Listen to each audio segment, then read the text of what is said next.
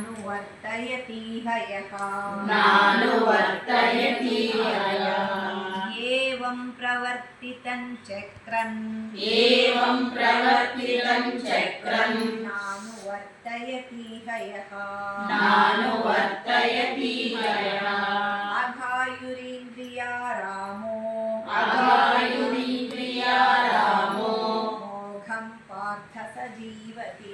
मोघं पार्थ स जीवति यस्त्वात्मरतिरेव स्यात्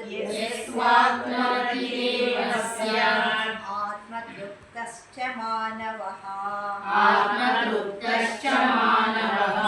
यस्त्वात्मरतिरेव स्यात्